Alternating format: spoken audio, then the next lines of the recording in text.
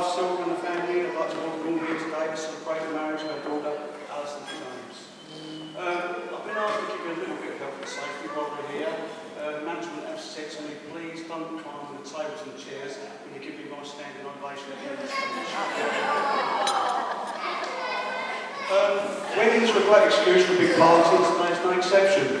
We have lots of people here today, grandparents, aunts, uncles, and a handful of people I actually recognise. I also say that Sylvia and I are happy to welcome two very nice people without whom James wouldn't be here. And I don't mean the best man and the taxi driver, I mean James's parents, Tommy and Mary.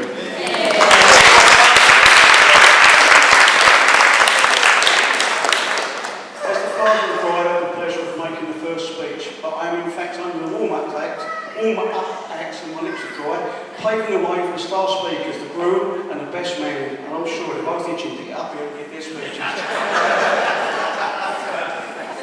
But first, ladies and gentlemen, I have some bad news. After writing and rewriting and editing and re-editing the very shortest I could make the speech is 1 hour, 16 minutes and 39 seconds. But don't worry, I decided not to do the whole thing. Instead, here are the worst 5 minutes. It's about time in every wedding that the bride begins thinking, oh my God, what is my dad going to say? Is he going to talk about my toddler tantrums and teenage emotional outbursts? Or is he going to mention my alcohol-free visit to a foreign casualty department? Oh, Alison, relax. I promise not to mention any of them. Sylvia and I are very proud parents today. Alison's always brightened up our lives, usually by leaving lights on in the kitchen, in the hall, in the living room and in the bathroom. Being Alison's dad, I found many fond memories of her as a baby. I've seen Alison be sick, I've seen her wet herself and crawl around on the floor, but I think that's enough about her 18th birthday party. But seriously, I've always known that Alison was a lovely girl, but I've never seen her look quite as radiant as she does today, and I'm extremely proud of her.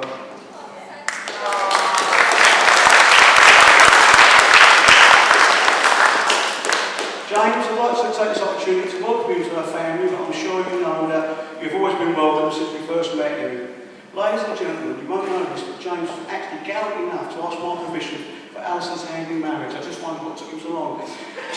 Now, of course, as a responsible parent, I want to know if he would be able to support a family, but his answer was no. He was only planning on supporting my daughter. Me and Sylvia have to look after ourselves.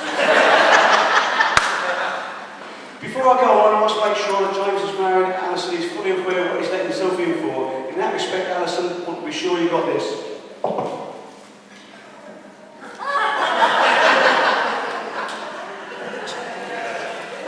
Apparently it's traditional for the bride's father to have some thoughts and worldly advice about marriage. I asked my dear late dad a few years ago, as he and my mum celebrated the ruby anniversary, if any of those years of marriage they would consider divorce. He looked me in the eye and said, son, divorce never, murder, yes.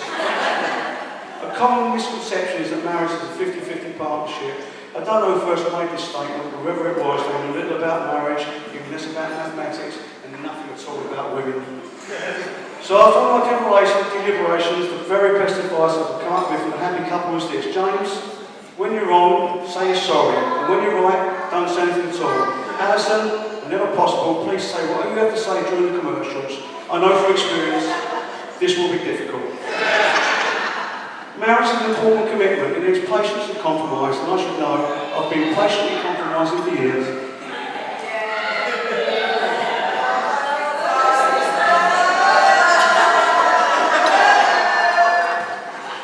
Jokes aside, we must both realise that marriage isn't easy, but it's not impossible. We all know that everyone faces ups and downs in life. There is no secret to a happy marriage. We both have to work at it, like many of us here. I wish you both success and happiness in the future. Well, my son David is looking restless, which is usually a sign that he needs another drink. So ladies and gentlemen, please be upstanding and join me in a toast to the bride and groom, James and Alison. Thank you.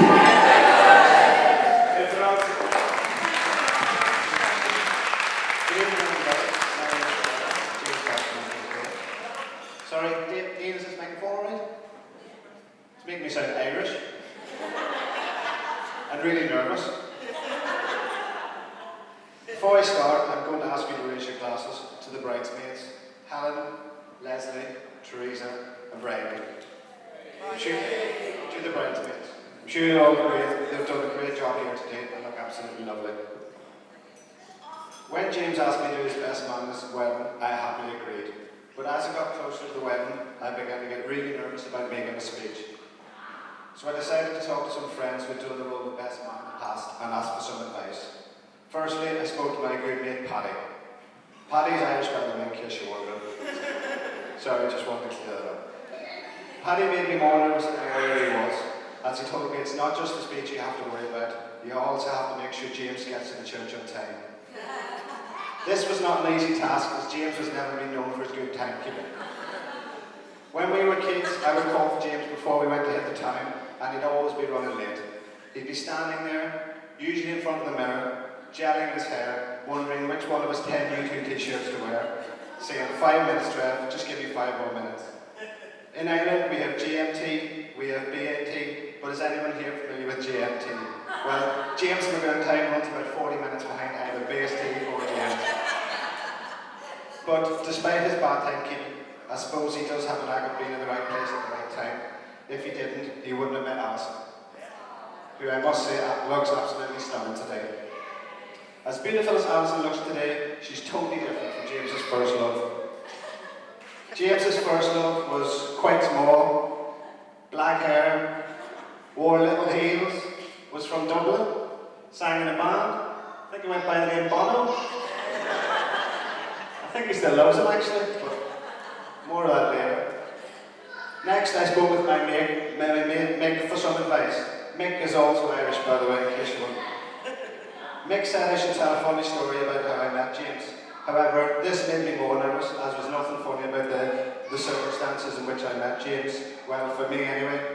I first met James in 1986. I was an 11-year-old boy who just moved to Northern Ireland from England. And I absolutely hated the place. The religious nonsense and the troubles made it quite a scary place for me. I went to a local Protestant school, and James went to a local Catholic school. At the Protestant school, the other kids used to say to me to stay away from the Catholics, as they were nasty people and I couldn't be trusted. And then I met James. And you know what? They were right. No, but seriously, if James hadn't been such a great mate, with an open-minded person with such brilliant parents, you know, we may never have been great friends. So, James, I just want to take this opportunity to thank you for being such a brilliant mate for the last 25 years.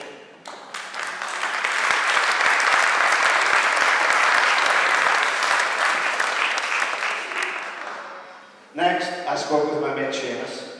Yes, you guessed it, Seamus is Irish too. Seamus told me one of the best man's jobs was to make sure James was in good form, sober and smartly dressed. It was also my responsibility to make sure his face and hair were in order. I think, considering what I've had to work with, I've done a really good job. Seamus also said I should sing the group's praises and tell you all about his many good parts. But Seamus, I said, I can't sing and I won't lie. Do you know, it's commitment that James this far with Alison, you know, well, that and maybe stalking, but, you know, stalking is a form of commitment. You know, I was going to tell you all about James's wild past and talk, you know, say about all his wild days, but unfortunately I played quite a big part in those stories and I didn't want to tarnish my good reputation.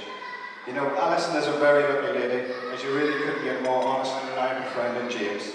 I know, and I have a wee story to prove it. The problem with this story is it involves a bit of a confession. In 1998, I was a student studying in Newcastle upon Tyne. On St. Patrick's Day on my way home that night, after one too many green Guinness, I needed to go to the little boys' room. Unfortunately, I was 3 miles from home. So walking past Newcastle Central Station, I nipped in behind the wall to relieve myself. Next thing I know, I get a tap on the shoulder from the British Rail Transport Police. There they are, asking my name and address. So a week or so later, I got a letter in the post stating that if I ever need to relieve myself in public again, I would have to go to a court and get a substantial fine. So fast forward 1 year's time, St. Patrick's Day, 1999, on my way home again. Just a few too many Guinness, yes, you guessed it. Next thing I know, I get a tap on the shoulder from the British Rail Transport Police, name, address. And it suddenly dawned on me, if I give my real name and address, I'm going to be in the paper and have a substantial fine. So the only person I could think of who I knew I could rely on, who would take that up for me, was my good friend James.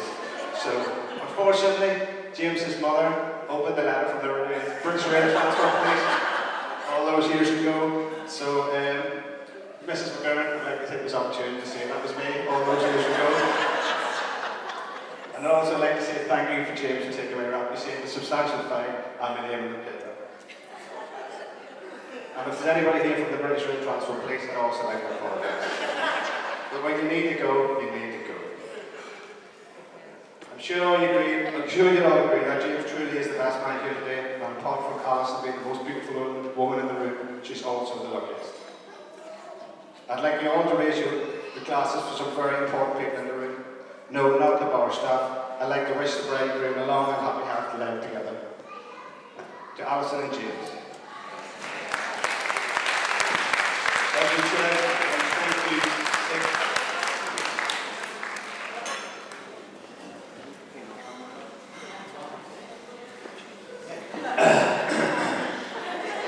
Never heard so much rubbish in my life. Absolutely great. My speech, folks, is going to be like a mini skirt. It's going to be long enough to cover the essentials and short enough to keep your attention, keep your interest. I'd first like to thank Vic for his speech and his well wishes, and obviously for his gorgeous daughter.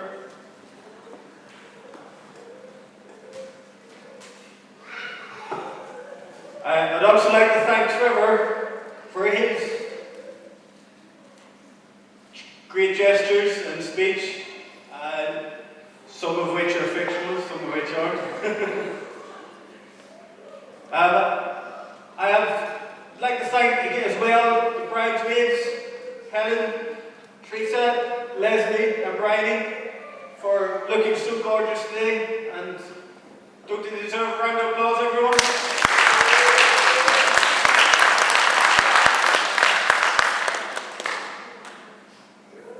And now I would like to thank Victor and Sylvia for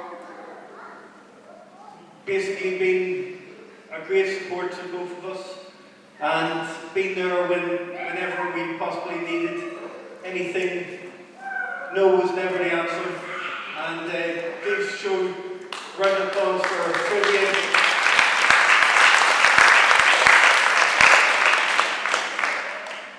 And indeed, my own good parents who have also supported us, and indeed, without them, a lot of this wouldn't be possible. Thomas and Mary.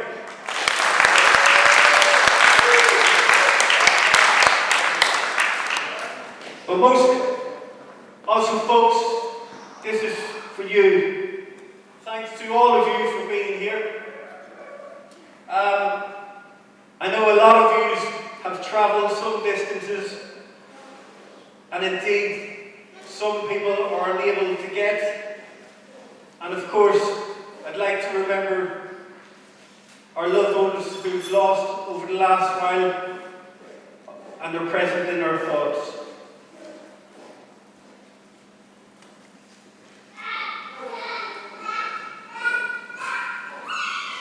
Now, basically, these little name cards that you have, everyone, you're allowed to take these home with you, yeah? Please do. And if I could take this opportunity just to give out a little gift to the beautiful mothers.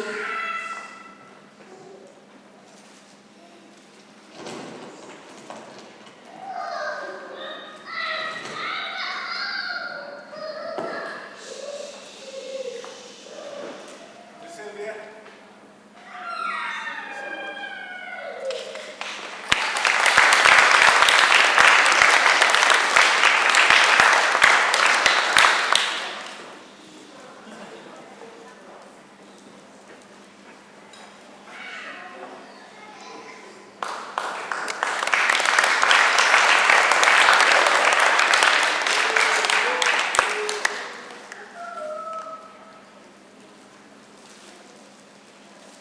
And I would like to just give a little present to the lovely flower girls. What the flower girls are looking lovely, yeah? And the page boys.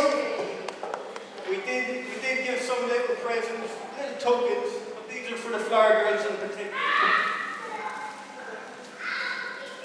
So,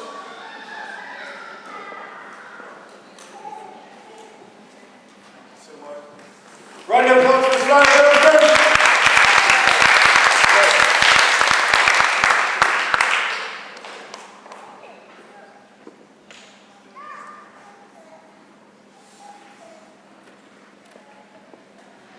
All right, folks, I'd like to say a few words about how I find myself here today.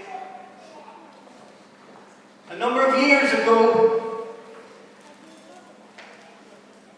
I moved over to Lewisham, in it. Anybody know Lewisham, in it? And that's where I would stay for the first little while when I first moved over. And I stayed with my brother Paul, Remy, and Dylan. And they had a public house on Lewisham High Street, also called Dylan's.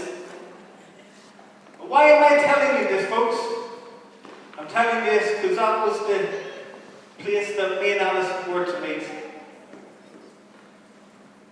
Now, me and Alison's relationship started, well, it was love at first sight.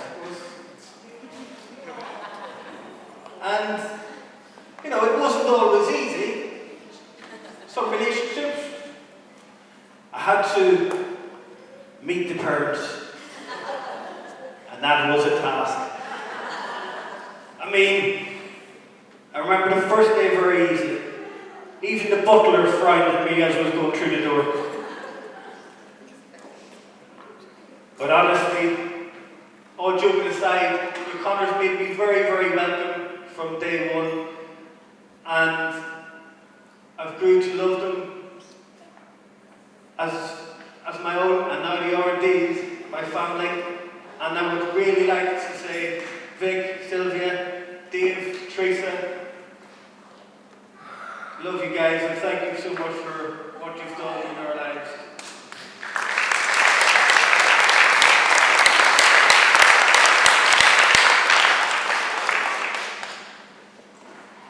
But me and Alison actually didn't start talking straight away. It wasn't one of those meetings. I actually was, it was like a karaoke night in Dylan's pub. And believe it or not, Alison heard me singing. I was singing to her. And she didn't run away that night. And hopefully, folks, she won't run away tonight. I'm going to sing a little song. And in fact, it actually coincides with what Trevor said. It's by my first love, Mr. Bono from U2. I hope it is.